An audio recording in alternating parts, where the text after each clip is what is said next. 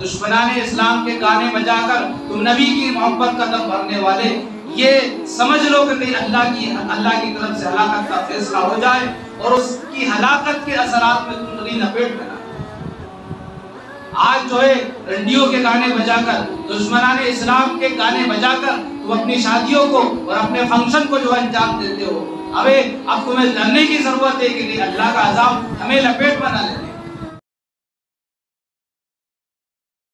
کہ 1000 بار مشک سے اپنا منہ دھونے کے بعد بھی تم نبی کا نام لینے لائق نہیں، نبی کا نام تم اپنے منہ سے نکالنے لائق نہیں، یہ جائے کہ تم گائے کا پیشاب پی کر جو ہے نبی کی شان کو گستاخی کرتے ہو۔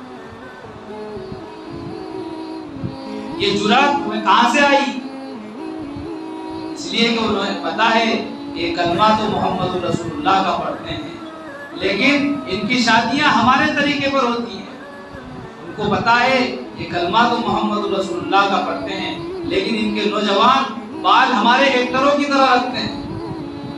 یہ کلمہ تو نبی کا پڑھتے ہیں، لیکن ان کا جو کلچر ہے وہ ہمارا کلچر ہے، ان کے پاس جو تہذیب ہے وہ ہماری دی ہوئی تہذیب ہے۔ یہ جو زندگی گزارتے ہیں ہمیں آئیڈیل مان کر زندگی گزارتے ہیں، یہ کلمہ محمد رسول اللہ کا پڑھتے ہیں، لیکن ان کے سارے رسم و رواج، سارے تہوار، سارے طور طریقے یہ جو ہے غیر قوم کے طریقوں پر ہوتے ہیں، یہ جو ہے دشمنان اسلام کے طریقوں پر ہوتے ہیں۔ ان کو پتا ہے، اس لیے تو وہ جو گائے کا پیشاب پی کر نبی کی شان میں گستاخیاں کر ان کے ساتھ دینے کا دعویٰ کرتے ہیں اور پیچھے پیچھے چھرے گھومتے ہیں۔ ان کو سمجھ لینا چاہیے، ان کو سمجھ لینا چاہیے کہ دو رنگی چھوڑ دے یک رنگ ہو جا، دو رنگی چھوڑ دے یک رنگ ہو جا، سراپا موم ہو یا سنگ ہو جا۔ ضرورت ہے اس بات کی، بنو تو پورے دوست بن جاؤ یا دشمن بن جاؤ، ہمیں فخر رہے گا۔ اگر آپ ہمارے چینل پر نئے ہیں تو ہمارے چینل کو ابھی سبسکرائب کر لیں اور ساتھ والے بیل کے آئیکن پر کلک کر کے نئی آنے والی ویڈیو کی نوٹیفیکیشن بر وقت حاصل کریں۔ الحمدللہ نحمده ونستعینه ونستغفره ونؤمن به ونتوکل علیہ ونعوذ باللہ من شرور انفسنا ومن سیئات اعمالنا، من يهده الله فلا مضل له ومن يضلل فلا هادي له، ونشهد ان لا اله الا الله وحده لا شريك له، ونشهد ان سيدنا ونبينا ومولانا محمدا عبده ورسوله صلی اللہ تعالی علیہ وعلى آلہ واصحابہ وبارک وسلم تسلیما کثیرا کثیرا، اما بعد فاعوذ باللہ من الشیطان الرجیم، بسم اللہ الرحمن الرحیم، لقد كان لكم في رسول الله أسوة حسنة، صدق الله العظيم۔ قال النبي صلى الله عليه وسلم، من تمسك بسنتي عند فساد أمتي وله أجر شهيد، أو كما قال صلى الله عليه وسلم۔ میرے محترم بھائی اور دوستو، اس وقت دنیا کی جو صورتحال ہے وہ بڑی سنگین ہے۔ چاروں طرف فتنے فساد کا ماحول ہے، چاروں طرف ایک ہنگامی صورت ہے اور بے چینی کا ماحول دکھائی دے رہا ہے۔ حالات بگڑتے ہی چلے جا رہے ہیں اور بڑی غور و فکر کے بعد یہ بات سمجھ میں آتی ہے کہ اب جب دنیا نے اتنی شدت اختیار کر لی ہے تو اب اس کے بعد کچھ نیا ہوگا، اس لیے کہ جب سے دنیا بنی ہے اس وقت سے لے کر آج تک جب بھی دنیا کے اندر حالات نے شدت اختیار کی ہے اس کے بعد کوئی بڑا کام ہوا ہے۔ جب سے دنیا بنی ہے اس وقت سے لے کر آج تک اتہاس اس بات کا گواہ ہے، مؤرخین نے لکھا ہے، کتابیں شاہد ہیں، اور آج بھی جو دین کی سمجھ رکھنے والے علماء ہیں یا دنیا کا علم رکھنے والے ماہرین ہیں وہ اس بات کو بتاتے ہیں کہ یقیناً جب دنیا شدت اختیار کر لیتی ہے تو اس کے بعد کوئی بڑا ہنگامہ ہوتا ہے یا کوئی بڑی تبدیلی آتی ہے۔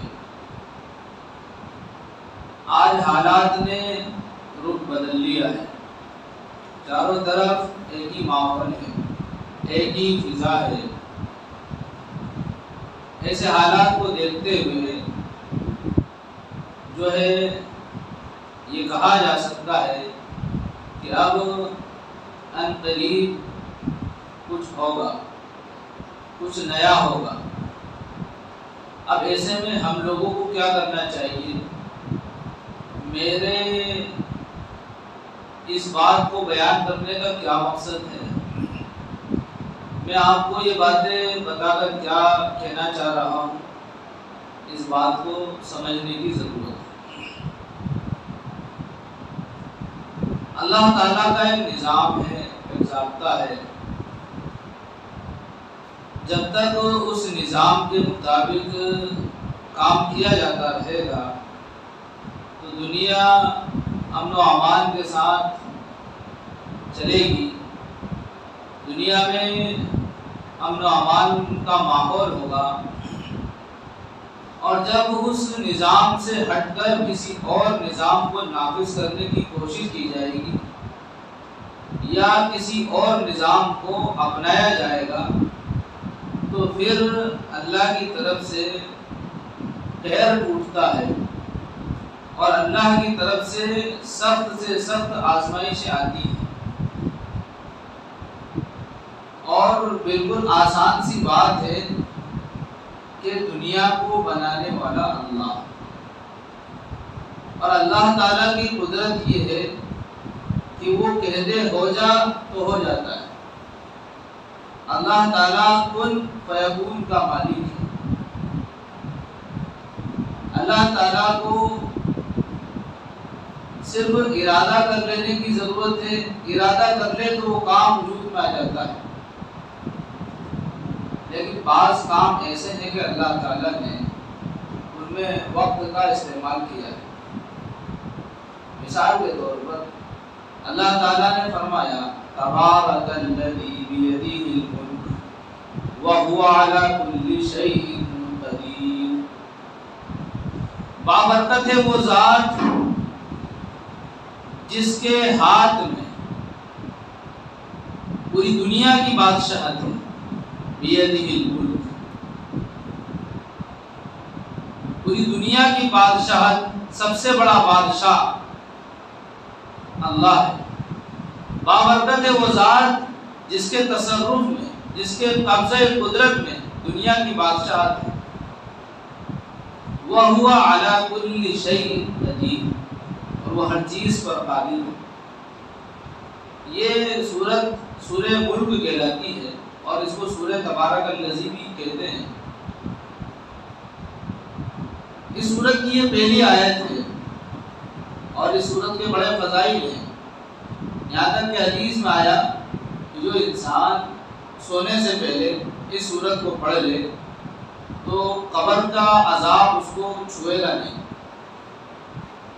جو انسان اہتمام کے ساتھ اس سورت کی تلاوت کرتا ہوگا وہ قبر کے عذاب سے محفوظ رہے گا۔ بالفرض اگر اس سے گناہ ہو گئے، غلطیاں ہو گئیں جس کی وجہ سے اس کو عذاب بھگتنا پڑے گا، تو بھی اس کو عذاب نہیں دیا جائے گا۔ اس طرح سے کہ اس کے گناہ تو ہیں، اس کے برے اعمال تو ہیں، لیکن وہ ساتھ میں اس سورت کی تلاوت کیا کرتا تھا، تو یہ سورت ایک انسان کی شکل میں قبر کے اندر آئے گی اور اس عذاب کو روک لے گی۔ اللہ تعالیٰ سے جھگڑا کرے گی کہ اے اللہ، یا تو مجھے اپنے قرآن سے نکال دے یا اس بندے کو معاف فرما دے۔ اس سورت کی پہلی آیت میں اللہ تعالیٰ فرماتے ہیں تبارک الذی بیدہ الملک، بابرکت ہے وہ ذات جس کے ہاتھ میں بادشاہت ہے، وَهُوَ عَلَى كُلِّ شَيْءٍ قَدِيرٌ۔ جب یہ کہہ دیا کہ وہ ذات بابرکت ہے جس کے ہاتھ میں بادشاہت ہے، جس کے قبضے میں بادشاہت ہے، تو پھر وَهُوَ عَلَى كُلِّ شَيْءٍ قَدِيرٌ کی ضرورت نہیں تھی، لیکن بتایا کہ بادشاہ ہونے کے ساتھ ساتھ تصرف کا بھی ہمیں حق ہے، ہم جو چاہیں کر دیں، ہر چیز پر قدرت اللہ کی ہے۔ تبارک الذی بیدہ الملک وَهُوَ عَلَى كُلِّ شَيْءٍ قَدِيرٌ۔ اور آگے پھر فرمایا الذی خلق الموت والحیاة لیبلوکم ایکم احسن عملا، بابرکت ہے وہ ذات جس نے زندگی کو اور موت کو پیدا کیا۔ کیوں پیدا کیا؟ لیبلوکم ایکم احسن عملا، اس لیے پیدا کیا کہ وہ دیکھے تم میں کون انسان اچھے عمل کرتا ہے۔ ایکم احسن عملا وَهُوَ الْعَزِيزُ الْغَفُورُ، اور وہ بہت زیادہ معاف کرنے والا، بہت زیادہ رحم کرنے والا ہے۔ میں نے بارہا اس کی تفسیر آپ کو سنائی ہے، مختصر ایک عام الفاظ میں ذکر کر دوں کہ اللہ تعالیٰ جب اس طرح کی باتیں کرتا ہے تو سمجھ لو کہ وہ بہت زیادہ آپ پر مہربان ہے۔ وَهُوَ الْعَزِيزُ الْغَفُورُ، زبردست ہے، وہ قبضے قدرت والا ہے، وہ غالب ہے، ہر چیز مغلوب ہے، وہ قادر مطلق ہے، لیکن اس بات کو بھی بتا دیا کہ وہ غفور بھی ہے، معاف کرنے والا بھی ہے۔ آگے فرمایا الذی خلق سبع سماوات طباقا، اسی بات کو مجھے ذکر کرنا ہے۔ الذی خلق سبع سماوات طباقا، بابرکت ہے وہ ذات جس نے سبع سماوات طباقا، 7 آسمان درجہ بدرجہ بنائے۔ اے انسان نظر اٹھا کر دیکھ، اس میں ذرے برابر بھی کوئی کمی نہیں پائے گا۔ ایک دوسری جگہ پر اسی بات کو بیان فرمایا ہم نے زمین و آسمان کو 6 دنوں میں بنایا۔ کیوں بنایا؟ اس لیے کہ دنیا کا نظام ہم نے اس طرح رکھا ہے کہ اس میں تمہیں اختیاری زندگی دی ہے۔ یہ اس بات سے اشارہ ملتا ہے کہ دنیا میں تمہیں مہلت دی جائے گی، دنیا میں تمہیں ڈھیل دی جائے گی، تمہیں توبہ کرنے کا موقع دیا جائے گا، سنبھلنے کا موقع دیا جائے گا۔ اگر نہیں سنبھلو گے اور نہیں سمجھو گے تو پھر پکڑ لو گے۔ تو اللہ تعالیٰ کوئی زیادہ لمبی مہلت بھی نہیں دیتا ہے اور زیادہ لمبی ڈھیل نہیں دیتا ہے، اگرچہ وہ ہمیں لمبی ڈھیل لگ رہی ہو۔ کسی کو 5 سال کا عرصہ مل جائے کوئی بہت زیادہ نہیں ہے، کسی کو 10 سال کا 15 سال کا عرصہ مل جائے تو کوئی بہت زیادہ ڈھیل نہیں ہے۔ مثال کے طور پر کسی کو 60-70 سال کا عرصہ مل جائے تو کوئی ڈھیل نہیں ہے۔ سکندر اعظم کا اکثر واقعہ میں نے آپ کو سنایا ہے، آدھی دنیا فتح کرنے والا، آدھی دنیا فتح کرنے والا جب مر رہا ہے تو تڑپ رہا ہے اور بھیک مانگ رہا ہے۔ وہ کہہ رہا ہے کوئی ہے جو مجھے 1 مہینے کی زندگی ادھار دے دے تاکہ میں اپنے وطن میں مروں، کوئی ہے جو مجھے 1 مہینے کی زندگی ادھار دے دے کہ میں اپنے وطن پہنچ جاؤں اور میں اپنے وطن میں مروں، تاکہ میں وہاں جا کر بتا سکوں کہ آدھی دنیا فتح کر لی ہے۔ اللہ تعالیٰ نے بتایا کہ اعظم صرف اللہ کی ذات ہے، اس کے علاوہ کوئی اعظم نہیں، بادشاہ صرف اللہ ہے، اس کے علاوہ کوئی بادشاہ نہیں، مالک صرف اللہ ہے، اس کے علاوہ کوئی مالک نہیں، قادر مطلق صرف اللہ ہے، اس کے علاوہ کسی کے پاس ذرے کے برابر بھی قدرت نہیں۔ یہ جو قدرت دنیا میں کسی کو دیتی ہے، تھوڑی بہت طاقت کسی کو دیتی ہے، اس طاقت کے پیچھے بھی اسی اللہ کا امر جو ہے پوشیدہ ہے، اس کا حکم ہوتا ہے تو اس کی طاقت کام آتی ہے، ورنہ یہ طاقت بے معنی بے حیثیت ہے۔ اللہ تعالیٰ کا نظام ہے، جب اس کے نظام سے کوئی چیز ٹکراتی ہے تو پاش پاش ہو جاتی ہے۔ اللہ تعالیٰ مہلت دیتا ہے، ڈھیل دیتا ہے، دیتا رہتا ہے، یہاں تک کہ اس کے حکم سے کوئی چیز ٹکرا جاتی ہے، بس اس کا خاتمہ شروع ہو جاتا ہے۔ دنیا میں بغاوت کوئی آج نہیں ہے، دنیا میں اللہ والوں کی شان میں گستاخیاں، ان کی بے ادبی اور بے حرمتی کوئی نئی بات نہیں ہے، لیکن پوری دنیا کے اتہاس پر غور کر لیا جائے، جب سے دنیا بنی ہے آج تک کے اتہاس کو پڑھ لیا جائے، جب کسی اللہ والے کی شان میں گستاخی ہوئی ہے، اللہ تعالیٰ نے ہلاکت کے فیصلے کر دیے۔ جب شاعر اسلام پر جو ہے آوازیں اٹھی ہیں، اللہ تعالیٰ نے جو ہے بربادی کے فیصلے کر دیے ہیں۔ حجاج بن یوسف کا واقعہ میں نے بڑی تفصیل سے آپ کو سنایا تھا کہ حجاج جس کے ظلم کا سکہ چاروں طرف تھا، اس کے نام سے لوگ ڈرتے تھے، کانپتے تھے، لیکن جب مرا ہے تو اس طرح تڑپ تڑپ کر مرا ہے کہ کوئی سوچ بھی نہیں سکتا تھا کہ اتنا بڑا بادشاہ یہ تڑپ کر مرے گا، اتنا بڑا ظالم آدمی تڑپ کر مرے گا، کوئی سوچ نہیں سکتا۔ اس طرح سے اللہ تعالیٰ نے ذلت کی موت اس کو عطا فرمائی۔ وجہ کیا تھی؟ وجہ بھی میں نے آپ کو بتائی تھی کہ یہ لوگوں کو قتل کرتا رہا، ظلم کرتا رہا۔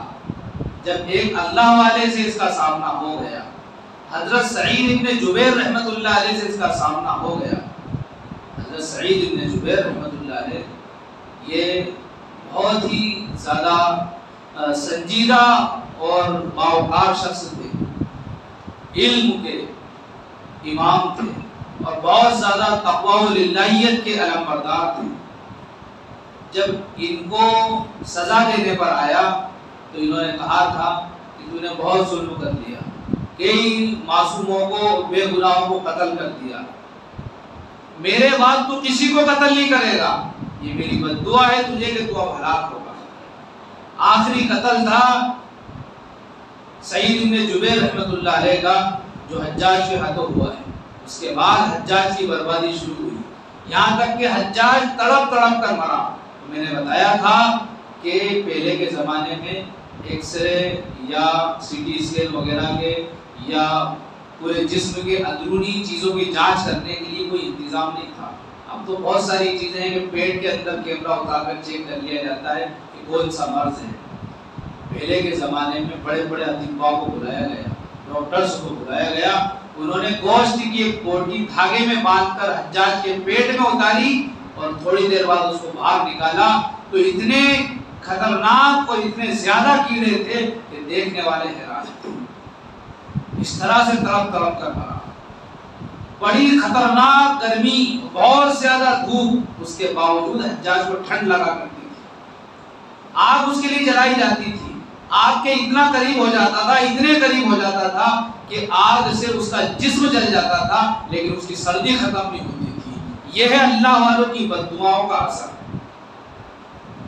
تو آج جو دنیا جو کئی سالوں سے یا کچھ سالوں سے بغاوت پر اتر آئی ہے، جو اللہ والوں کو نشانہ بنا رہی ہے، جس نے اسلام کو نشانہ بنایا، مسلمانوں کو نشانہ بنایا، یہاں تک کہ بزرگوں کی شان میں گستاخی کی، اب وہ بغاوت کھلے طور پر ایک گروہ کی شکل میں جب ہونے لگی ہیں تو اب خوب اچھی طرح سمجھ لو کہ چراغ میں تیل ختم ہو رہا ہے اور بتی کی لو بڑھ چکی ہے، اور وہ بتا رہی ہے کہ اب کفر کا خاتمہ ہونے والا ہے، پھر سے اسلام کا پرچم لہرانے والا ہے، پھر سے جو ہے محمدی دیوانے ابھرنے والے ہیں، پھر سے اسلام کی شان دوبالا ہونے والی ہے، پھر سے پوری دنیا میں جو ہے اسلام کا ڈنکا بجنے والا ہے، اور پھر سے وہی امن کی، آشتی کی اور امن و امان کی فضا جو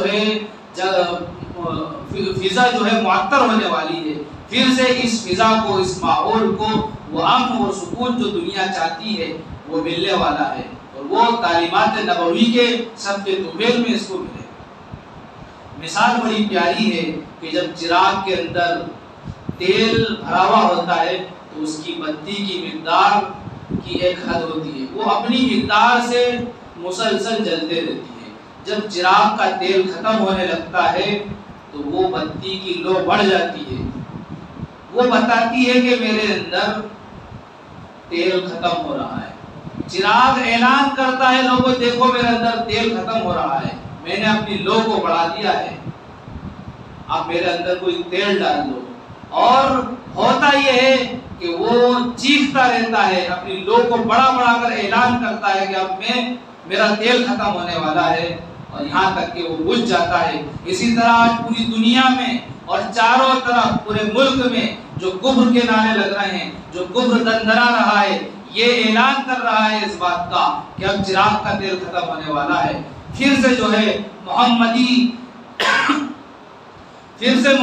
شریعت جو ہے جگمگانے والی ہے، اور محمد صلی اللہ علیہ وسلم کی تعلیمات کا نور پوری دنیا میں پھیلنے والا ہے۔ یہ چراغ بتا رہا ہے کہ اب جو ہے کفر کا خاتمہ ہوگا، پھر سے جو ہے محمدی پرچم پوری دنیا میں لہرائے گا۔ اس لیے کہ اب بغاوت میرے اور آپ تک نہیں رہی ہے، اب بغاوت نبی اکرم صلی اللہ علیہ وسلم تک پہنچ چکی ہے، اور نبی اکرم صلی اللہ علیہ وسلم کی شان پہ گستاخی ہو یہ اللہ کو بالکل گوارا نہیں، یہ بالکل بھی اللہ کو پسند نہیں ہے۔ جب اللہ والوں کی شان میں گستاخی کرنے والے جو ہے ہلاک ہو گئے، برباد ہو گئے، ان کا نام و نشان مٹ گیا، جتنے بھی گستاخ رسول تھے سب کو اللہ نے ملیا بیٹ کر دیا، ان کا نام و نشان آج تک باقی نہیں ہے۔ اگر کوئی ان کا نام لیتا بھی ہے تو برے الفاظ اور برے القاب کے ساتھ لیتا ہے۔ نام صرف اللہ کا باقی رہے گا، اور دین صرف محمد رسول اللہ صلی اللہ علیہ وسلم کا باقی رہے گا۔ اس کے علاوہ کوئی ہستی ایسی نہیں ہے جس کا نام باقی رہے، کوئی مذہب ایسا نہیں ہے جو باقی رہے، صرف مذہب اسلام دنیا میں نافذ ہونے کے لیے آیا ہے، اور یہ مذہب پوری دنیا میں پھیل کر رہے گا۔ اور یہ تو بہت آسان بات ہے، جادو وہ جو سر چڑھ کے بولے، جس کی دشمن بھی گواہی دے، کہ آج دشمنان اسلام بھی جانتے ہیں کہ اگر اس مذہب کو نہیں روکا گیا تو یہ جو ہے ہمارے باپ داداؤں کے دین کو ختم کر دے گا۔ یہی آواز کفار مکہ کی تھی، مشرکین مکہ کی تھی، یہی آواز جو ہے زمانے جاہلیت کے پروردہ لوگوں نے نبی کے زمانے میں لگائی تھی کہ اگر یہ دین غالب ہو گیا تو ہم مغلوب ہو جائیں گے، ہم جو ہے محکوم ہو جائیں گے، ہم پر جو ہے دوسرے حکومت کریں گے۔ حالانکہ ان کی بھول تھی، ایسا نہیں تھا۔ جن لوگوں نے اسلام کو اپنایا، اسلام کی تعلیمات کو اپنایا، اللہ تعالیٰ نے ان کو عزت عطا فرمائی، ان کو جو ہے عزت کی بلندیوں پر پہنچایا۔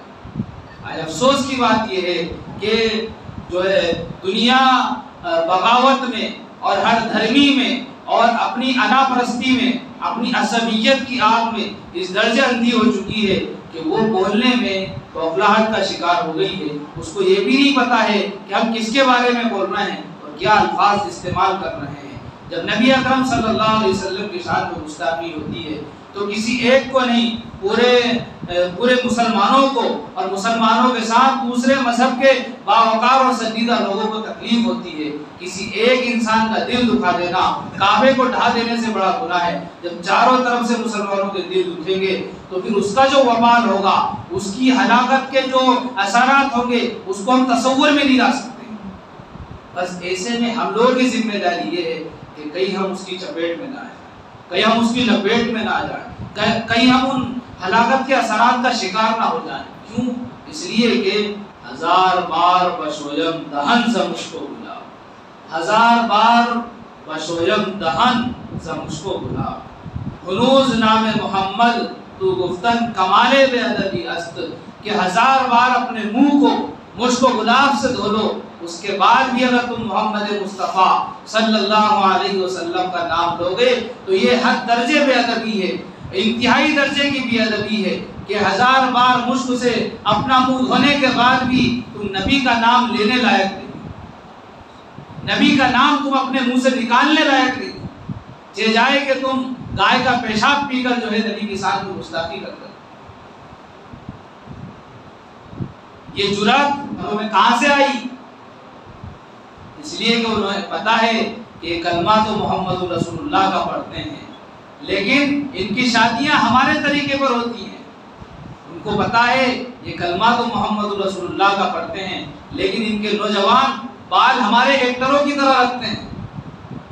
یہ کلمہ تو نبی کا پڑھتے ہیں، لیکن ان کا جو کلچر ہے وہ ہمارا کلچر ہے، ان کے پاس جو تہذیب ہے وہ ہماری دی ہوئی تہذیب ہے۔ یہ جو زندگی گزارتے ہیں ہمیں آئیڈیل مان کر زندگی گزارتے ہیں، یہ کلمہ محمد رسول اللہ کا پڑھتے ہیں، لیکن ان کے سارے رسم و رواج، سارے تہوار، سارے طور طریقے یہ جو ہے غیر قوم کے طریقوں پر ہوتے ہیں، یہ جو ہے دشمنان اسلام کے طریقوں پر ہوتے ہیں۔ ان کو پتا ہے، اس لیے تو وہ جو گائے کا پیشاب پی کر نبی کی شان میں گستاخیاں کرتے چلے جاتے ہیں۔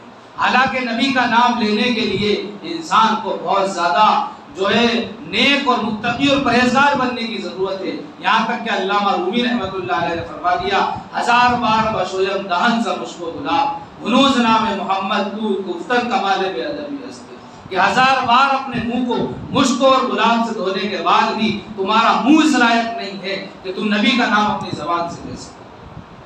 لیکن افسوس یہی ہے، ان کو پتا ہے کہ ان کے اندر کوئی صلاح الدین ایوبی اب باقی نہیں رہا، ان کو پتا ہے کہ ان کے اندر اب کوئی ٹیپو سلطان نہیں ہے، ان کو پتا ہے کہ ان کے اندر کوئی حیدر کرار نہیں ہے، ان کو پتا ہے کہ یہ مانتے تو ہیں عمر و عثمان کو، مانتے تو ہیں ابو بکر صدیق کو، لیکن یہ چیلے چپاٹے تو ہمارے ہیں، ہمارے ایکٹرز کی جو ہے یہ جو ہے ایکٹنگ کرتے ہیں، ان کی شادیوں میں گانے تو ہم لوگوں کے بجتے ہیں، دشمنان اسلام کے گانے بجا کر تم نبی کی محبت کا دم بھرنے والے، یہ سمجھ لو کہ کہیں اللہ کی طرف سے ہلاکت کا فیصلہ ہو جائے اور اس کی ہلاکت کے اثرات میں تم لگی لپیٹ میں نہ آئے۔ آج جو ہے رنڈیوں کے گانے بجا کر، دشمنان اسلام کے گانے بجا کر تم اپنی شادیوں کو اور اپنے فنکشن کو جو ہے انجام دیتے ہو۔ اب تمہیں ڈرنے کی ضرورت ہے کہ اللہ کا عذاب ہمیں لپیٹ میں نہ لے لے، اور یہ اسی کے اثرات ہیں کہ گھر میں کھانا جنگی کا ماحول ہے، جو مسلمان خودکشی کے نام پہ ڈرتا تھا، اس لیے کہ خودکشی اتنی خطرناک اور مہلک بیماری ہے کہ اگر انسان نے چھت پر کود کر جان دی ہے تو مرنے کے بعد زندہ کیا جائے گا، چھت پہ کھڑا کیا جائے گا، کھدایا جائے گا، بار بار زندہ کیا جائے گا، چھت پہ کھڑا کیا جائے گا، پھر کھدایا جائے گا، اس طرح سے زندہ ہوتا رہے گا، مرتا رہے گا۔ اگر کسی نے کنویں میں کود کر جان دی ہے تو اس کو ہمیشہ زندہ کر کے کنویں پہ پھر کھدا کر مارا جائے گا۔ کسی نے سمندر میں کود کے جان دی ہے تو اس کو لے جایا جائے گا، زندہ کر کے سمندر میں کھدایا جائے گا، پھر مارا جائے گا۔ کسی نے زہر کھا کر جان دی ہے تو سن لے، اس کو بار بار زندہ کیا جائے گا، زہر دیا جائے گا اور موت دی جائے گی۔ خودکشی سے مسلمان اتنے ڈرتے تھے کہ نام لینا تو دور، سننا پسند نہیں کرتے تھے۔ آج مسلمانوں کے گھر میں زہر کیوں پیا جا رہا ہے؟ اس لیے کہ سارے طور طریقے غیروں کے ہیں، رسم و رواج غیروں کا ہے، کلچر غیروں کا ہے، نام محمد مصطفیٰ کا لیتے ہو، کلمہ محمد رسول اللہ کا پڑھتے ہو اور اپناتے ہو دوسروں کے طریقے، یہ اسی کی آگ ہے جو تمہارے گھروں تک پہنچی۔ بہت زیادہ سمجھنے کی ضرورت ہے، بہت زیادہ جو ہے احتیاط والی زندگی کی ضرورت ہے، کہیں ایسا نہ ہو اس کی لپیٹ میں ہم سب آ جائیں، اس کی لپیٹ میں ہم سب آ جائیں۔ اس سے بچنے کی ضرورت ہے۔ اس کے لیے ضروری ہے کہ نبی کے طریقوں کو اپناؤ، نبی کی زندگی کو اپناؤ، اور یہ جو منافقانہ چال ہے اور یہ منافقانہ رویش ہے اس کو چھوڑ دو۔ یہ دوغلاپن اللہ کو بالکل پسند نہیں ہے کہ کوئی آپ کو مسلمان سمجھ رہا ہو اور آپ بولی کافروں کی بول رہے، کوئی آپ کو ایمان والا سمجھ رہا ہو بولی آپ فاسقوں اور فاجروں کی بول رہے، یہ اللہ کو بالکل پسند نہیں ہے۔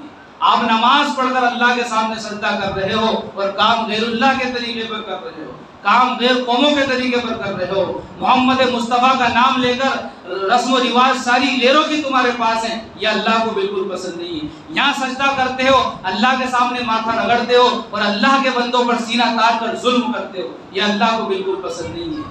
یہ مالک اور خالق کو پسند نہیں ہے کہ تم اس کے سامنے سجدہ کرو، وہ مسلمان ہو یا ہندو ہو یا کسی بھی قوم کا کسی بھی مذہب کا ماننے والا ہو۔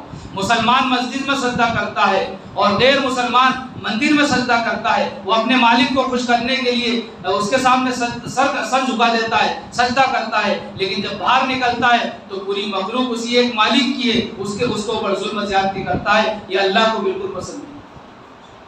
یہ بہت زیادہ سمجھنے کی ضرورت ہے، اس لیے منافقوں کو بہت زیادہ سمجھنے کی ضرورت ہے۔ جو میر صادق اور میر جعفر کے شاگرد ہیں، جو شیطان کے ایجنٹ ہیں اور ابلیس کے نمائندے ہیں، اور جو ہے دوگلی پالیسی کو اختیار کرتے ہیں، مسلمانوں کے ساتھ بیٹھتے ہیں، مسلمانوں کے ساتھ دینے کا ہم جو ہے دم بھرتے ہیں اور ان کے ساتھ دینے کا دعویٰ کرتے ہیں اور پیٹھ پیچھے چھرے گھونپتے ہیں، ان کو سمجھ لینا چاہیے کہ دو رنگی چھوڑ دے یک رنگ ہو جا، دو رنگی چھوڑ دے یک رنگ ہو جا، سراپا موم ہو یا سنگ ہو جا۔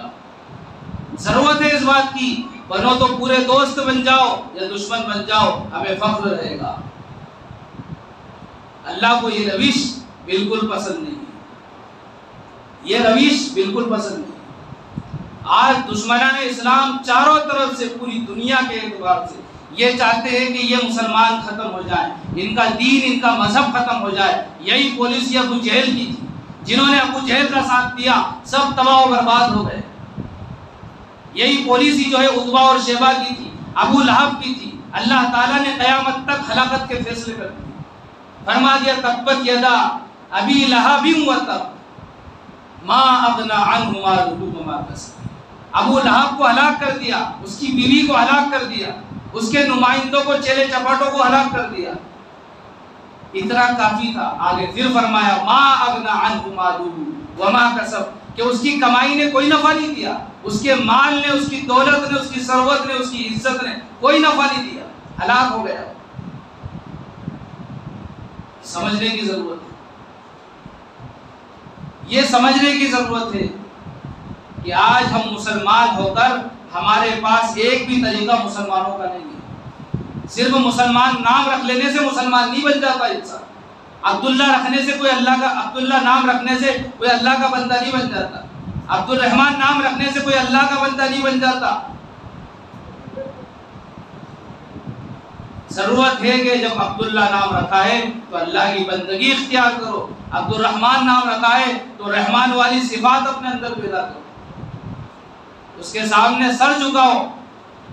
اس لیے علامہ اقبال نے کہا تھا، نہ عشق میں وہ سرگرمیاں باقی ہیں، نہ حسن میں وہ شوخیاں، نہ عشق میں وہ سرگرمیاں باقی ہیں، نہ حسن میں وہ شوخیاں باقی ہے، نہ وہ غزنوی کی تڑپ باقی رہی، نہ وہ خم ہے زلف ایاز میں۔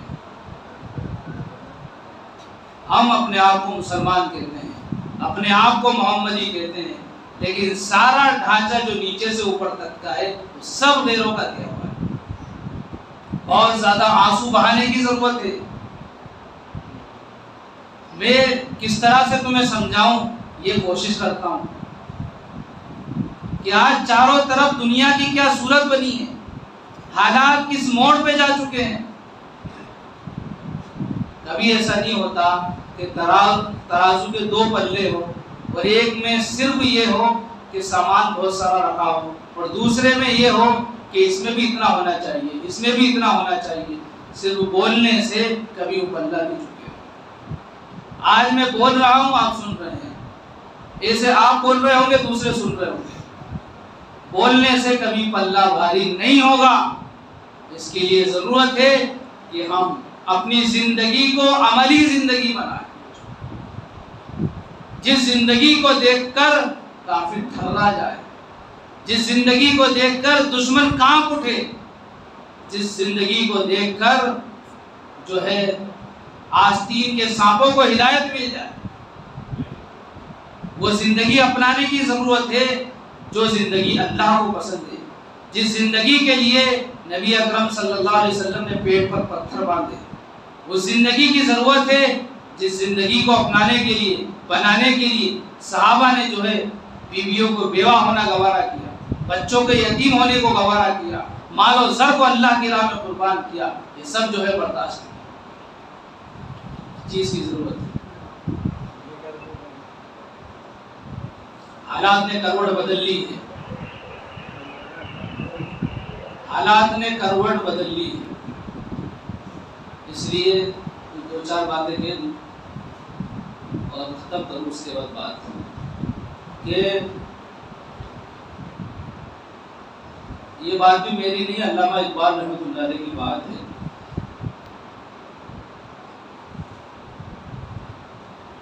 نبی کی قدر جاننے والے،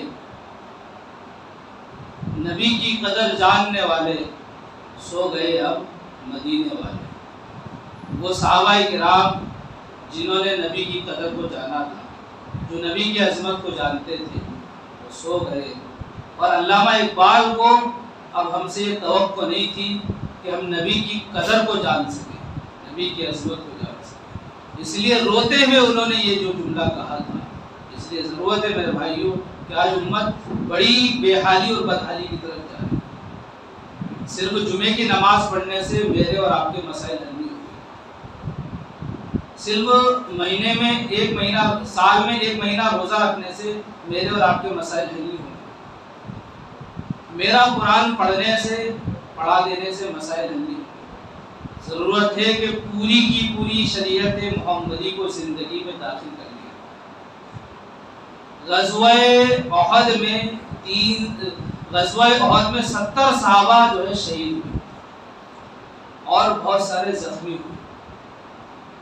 نبی نے اعلان کر دیا کہ اب ہمیں حمراء الاسد جانا ہے، حمراء الاسد، اور وہی لوگ جائیں گے جو ہمارے ساتھ غزوہ احد میں شریک تھے، کوئی نیا آدمی نہیں جائے گا۔ لوگ جا رہے تھے حمراء الاسد، ایک جگہ کا نام ہے حمراء الاسد، زخمی ہیں، خون بہ رہا ہے جسم سے، جا رہے ہیں۔ انہی لوگوں میں 2 بھائی تھے جن کے جسم سے خون بہ رہا تھا۔ دونوں بھائیوں نے مشورہ کیا کہ اگر ہم دونوں پیدل چلیں گے تو پھر اس بات کا امکان ہے کہ ہم وہاں تک نہیں پہنچ سکتے، اس لیے بھائی تو میرے کندھے پر بیٹھ جا، میں مر جاؤں گا لیکن تو مقام تک پہنچ جائے گا، تو وہاں جانے کا کوئی فائدہ تو ہو، میں اپنی جان دے دوں گا لیکن تو نبی کے دین کی حفاظت کے لیے لڑتا ہے۔ سوچنے کا مقام ہے، غور کرنے کی ضرورت ہے کہ زخم ہے، جسم سے خون بہ رہا ہے، 50-60 کلو وزن کندھے پر ہے اور جا رہے ہیں۔ نبی سے یہ نہیں کہہ رہے ہیں کہ ہمیں جو ہے گھر جانے کی اجازت دے دیجئے، چلنے کی نہیں، پیروں میں چپل لیے گھر جانے کی اجازت دے دیجئے، نہیں کہہ رہے۔ یہاں کا ٹوٹا پھوٹا جماعت کا کام کر رہے ہیں، 3 مہینوں سے 3 دن کی جماعت بھی نہیں نکلی، دعویٰ کر رہے ہیں نبی کی محبت کا، دم بھر رہے ہیں نبی کے دین کے کام کر رہے ہیں، دین کی دال تک بھی نہیں پہنچے ہوئے۔ بہت زیادہ رو، افسوس کرو، پکڑ ہوگی میری اور آپ کی جو ذمہ دار ساتھی ہیں، عام لوگوں کی بات میں ہوگی، وہاں گئے۔ اس عالم میں جو ہے صحابہ کرام نے دین کو پروان چڑھایا ہے۔ تیر آ رہے ہیں، حضرت ابو طلحہ اپنے سینے پر کھا رہے ہیں، اپنی پیٹھ پر کھا رہے ہیں، سنا ہوگا آپ نے واقعہ، لیکن نبی تک تیر پہنچ جائے نہیں ہوا، اکیلے ہیں، جدھر سے تیر آتا ادھر سے اپنے آپ کو چھپا دیتے، تیر پہ تیر کھائے جا رہے ہیں، نبی تک تیر کو نہیں پہنچ سکتے۔ نبی نے فرما دیا طلحہ جنتی، اس درجے سے جو ہے دین کو انہوں نے آگے بڑھایا ہے، اس درجے سے دین کو انہوں نے آگے بڑھایا ہے۔ آج ہم جو ہے گرم گرم روٹی کھا کر مخمل کے گدوں پر سو کر فجر کی نماز نہیں پڑھی جاتی، فجر تو چھوڑیے، یہ مجمع جو بیٹھا ہوا ہے یہ صرف ہفتے میں ایک ہی دن آتا ہے، اور بہت سارے تو ایسے ہیں جو مہینے میں 1 مرتبہ آتے ہیں، اور احساس نہیں ہے۔ جب احساس مر جاتا ہے تو کوئی تمہیں زندہ نہیں کر سکتا۔ آگے بڑھانے والی چیز احساس ہے، جس قوم کا احساس مر جائے وہ قوم مردہ ہو جاتی ہے۔ قوموں کی زندگی کے لیے احساس کی ضرورت ہے۔ علامہ اقبال کے شعر کے ساتھ بات کو ختم کروں، یا رب دل مسلم کو وہ زندہ تمنا دے، جو دل کو گرما دے روح کو تڑپا دے۔ اللہ تعالیٰ سے دعا ہے کہ اللہ تعالیٰ نبی کی سچی محبت ہمارے دلوں میں پیدا فرمائے، دشمنان اسلام کے منہوں پر اللہ تعالیٰ جو ہے ایسے ذلت کے تماچے مارے کہ وہ بھی عبرت کا نشان بنے، اور آئندہ کوئی گستاخ نبی کی شان میں گستاخی کرنے پر مجبور ہو جائے، نہ کرے۔ اللہ تعالیٰ ہم سب کو جو ہے اپنے دین پر، ایمان پر، اسلام پر قائم رکھے۔ موت آئے تو اللہ ایمان والی موت نصیب فرمائے۔ آمین۔ وآخر دعوانا